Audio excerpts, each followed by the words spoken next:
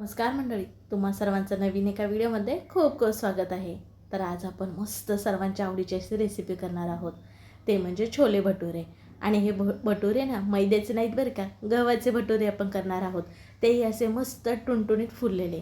नेहमी चपाती भाकरी खाण्याचा कंटाळा आला तर नक्कीच हा छोले भटुरेचा बेत तुम्ही करू शकता. अगदी परफेक्ट अशी रेसिपी शेअर केली म्हणजे तुमचेसुद्धा असे हे भटुरे छान फुलणारे आणि चमचमीत मस्त असे छोले होणार. आता ही रेसिपी पाहण्यासाठी व्हिडिओ मात्र कुठे स्किप न करता शेवटपर्यंत बघा. चला मग व्हिडिओला सुरुवात करूया. सुरुवातीला आपल्याला हे जे छोले आहेत ते अगोदरच भिजवून घ्यायचे आहेत. तर रात्री झोपण्या अगोदर इथं मी भिजत घातले होते आणि सकाळी पाहत आहे बघा अगदी चांगल्या प्रकारे हे छोले आपले भिजलेत. आता ह्याच्यामधलं जे पाणी आहे ते काढून घेतले बघा आणि ह्या वाटीमध्ये छोले काढून घेतलेत. आता जरा हे बाजूला ठेवूयात. तर भटुरेसाठी आपण पहिल्यांदा कणिक मळून घेणार आहोत. त्याच्यासाठी इथं गव्हाचं पीठ घेतलेलं आहे 2 कप इतकं. गव्हाचं पीठ अगोदरच चाळून घेतलं आहे आणि अर्धा कप इतका रवा घेतला आहे. भटुरे छान खुसखुशीत होतात, शिवाय बराच वेळ छान टम्म फुगले राहतात म्हणून इथं रवा वापरला आहे. शिवाय इथं घेतलेला आहे अर्धा कप इतकं घट्ट दही बघा. दही हे ना आंबट नसावं, ताजं फ्रेश घ्यायचं बरं का. भटुरे आपले चांगले मस्त टमटमीत फुगण्यासाठी इथं आपण घातलेलं आहे अर्धा चमच जर अशी कमी इतकं बेकिंग पावडर आणि पाव चमच इतका बेकिंग सोडा. त्याचबरोबर चवीनुसार मीठ साधारण अर्धा चमच इतकं घातलेलं आहे. आता सुरुवातीला पाणी ओतायची घाई करायची नाही, कारण दही हे ओलसर असतं बघा. मग दह्यामध्ये हे पीठ जितकं मळता येतं आहे तितकं मळून घ्यायचं आणि गरज वाटल्यास नंतर ना आपण हे पाणी घालून कणिक मळून घेणार आहोत. दही हे सगळीकडे पिठाला लागायला हवं तर चांगल्या प्रकारे असं चोळून घ्यायचं आहे बघा. इथं तर हे भटुरे मी गव्हाचे करत आहे, पण तुम्हाला जर मैद्याचे भटुरे करायचे असेल ना तर सेम गव्हाच्या पिठाच्या ऐवजी मैदा घ्यायचा आहे आणि अर्धा कप इतका बारीक रवा घालायचा आहे बरं का. छान मस्त ते सुद्धा भटुरे होतात. आता इथं थोडं थोडं पाणी घालून कणिक मळूयात, पण शक्यतो करून मैदा खाणं तितकंसं योग्य नाही म्हणून आपण आज इथं मुलांसाठी का नाही खास करून गव्हाचे इथं भटुरे केलेत. मुलांना छोले भटुरे फार आवडतात बघा. आता ही कणिक का नाही जरा घट्ट मळायची. चपातीसाठी आपण जरा सैलसर मळतो तशी सैलसर मळायची नाही बघा. अगदी छान एक घट्ट गोळा करायचा म्हणजे हे आपले भटुरे छान फुलणारे होतात बरं का आणि तेलकट होत नाहीत.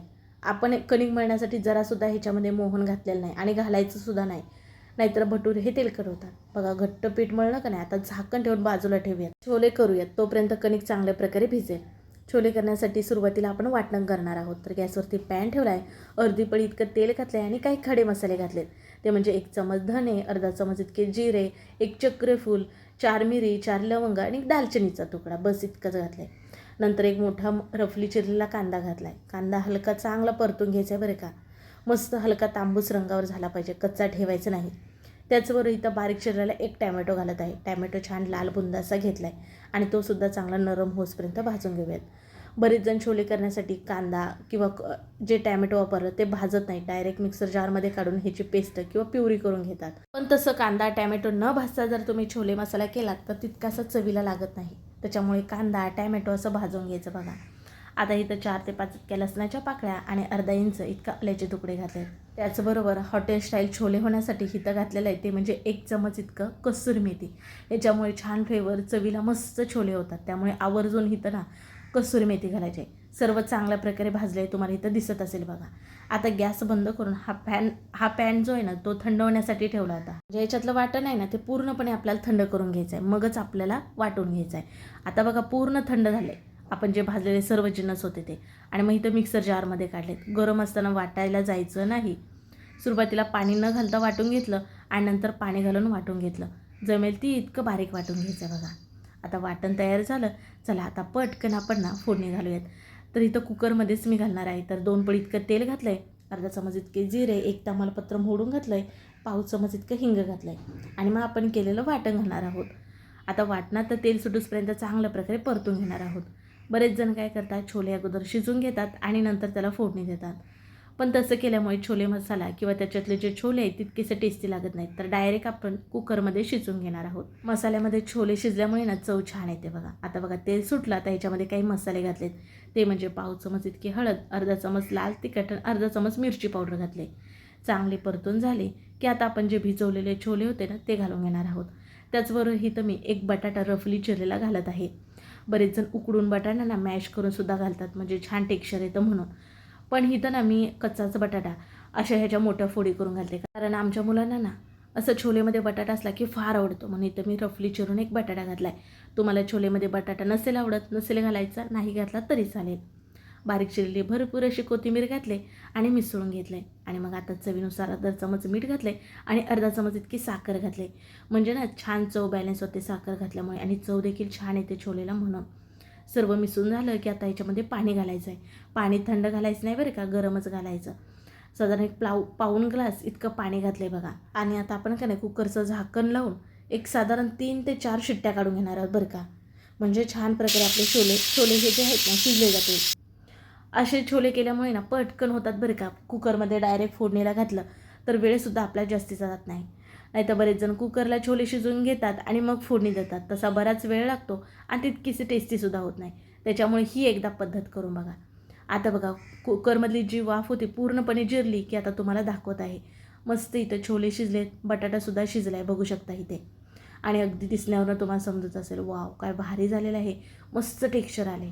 आणखीनही छान चवीला लागावी ह्याच्यासाठी शेवटी इथं मी घालत आहे ते म्हणजे किचन किंग मसाला अर्धा चमच इतका घातला आहे आणि वरून बारीक चिरलेली कोथिंबीर. आता हे सर्व मिसळून घेऊयात. आणि मस्त इथं छोले मसाला आहे तो आपला तयार झाला. अगदी वरून अर्धा लिंबाचा रस पिळात ना तर आणखीनच चवीला छान लागतो. अगदी दाटसरपणा वगैरे अगदी बरोबर आहे. तुम्हाला जर घट्ट किंवा वाटत असेल ही भाजी पातळ हवी असेल, मग ज्यावेळेस मी पाणी घातलं त्यावेळेस आणखीन थोडंसं तुम्ही पाणी जास्तीचं घालू शकता. आता जर हे बाजूला ठेवूयात. आपल्या इथं छोले तर तयार झाले. आता भटुरे करूयात. छोले करूसपर्यंत का नाही भटुरेची कणिक जी आहे आपली चांगली प्रकारे भिजलेली आहे बघा. आता हलकी थोडीशी मळून घेतली आणि जसे पुरीसाठी आपण छोटे छोटे गोळे करून घेतो ना तसे छोटे गोळे करून घेऊयात. आता इथं थोडेच मी गोळे करून घेते आणि बाकीचे गोळे आहेत ना ते लगेच आपल्याला झाकून ठेवायचे आहेत, म्हणजे ते कडक होणार नाहीत. म्हणून तर लाटत असताना आपल्याला ह्याला तेल किंवा पीठ वापरण्याची गरज पडत नाही बरं का. असंच लाटून घ्यायचे, सहजपणे लाटायला येतं. आपण भटुऱ्यासाठी जरासुद्धा तेल आतापर्यंत वापरलेलं नाही बघा, त्याच्यामुळे हे भटुरे ना तेलकट होत नाहीत.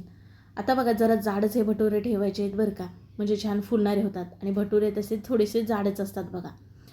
आता भटुऱ्यांना आकार तुम्ही लांबट देऊ शकता, जसा की अंड्याचा असतो ना अगदी तसा, किंवा आपण नेहमी पुरी कशी गोल करतो अगदी तशी गोल भटुरे केले तरीसुद्धा चालेल, तुमची आवड. इथं थोडेफार हे भटुरे मी लाटून घेत आहे. तुम्हीसुद्धा असंच करू शकता. तेल गरम होईपर्यंत ना भटुरे जरा लाटून घ्यायचे आणि नंतर फटाफट तळून होतात, तळायला वेळ लागत नाही. पण एक एक तुम्ही तळत बसला ना तर मात्र गॅससुद्धा जास्तीचा वाया जातो, शिवाय तेलाचा सुद्धा ना धूर निघतो. म्हणून आता बघा इथं जरा जाडच तुम्हाला दाखवलेलं आहे. जाडीला कसे भटुरे जास्त ठेवलेत. 4 इतकेच हे भटुरे मी लाटून घेतलेत, कारण इतकेच तळून घेणार आहे. बाकीची मंडळी बाहेर आहे आणि हे भटुरे कसे गरम गरम खायला छान लागतात ना, मग मंडळी आली की मी त्यांना गरम गरम तळून देईन. पण इथं तुम्हाला दाखवण्यासाठी थोडेच तळून घेते आहे. ते म्हणजे बघा गॅसवरती अगोदरच तेल गरम करायला ठेवलं होतं. छोटासा गोळा तेलामध्ये टाकून बघायचा, तेल चांगलंच गरम आहे, मग भटुरे हे तेलामध्ये सोडून तळून घेऊयात. सुरुवातीला टाकते वेळेस ना गॅस फास्ट ठेवायचा आणि नंतर जरा मध्यम ठेवून छान हलका सोनेरी रंग येईपर्यंत हे भटुरे ते आपल्याला तळून घ्यायचे आहेत. जर सुरुवातीला गॅस कमी असेल तुमचा आणि जर भटुरे तळत असाल तर भटुरे मात्र तेलकट होतील, शिवाय फुलणारसुद्धा नाहीत. त्यामुळे तेल चांगलं गरम असावं. अलटी पलटी करून बघा मस्त रंग येईपर्यंत हे भटुरे तळून घेतलेत.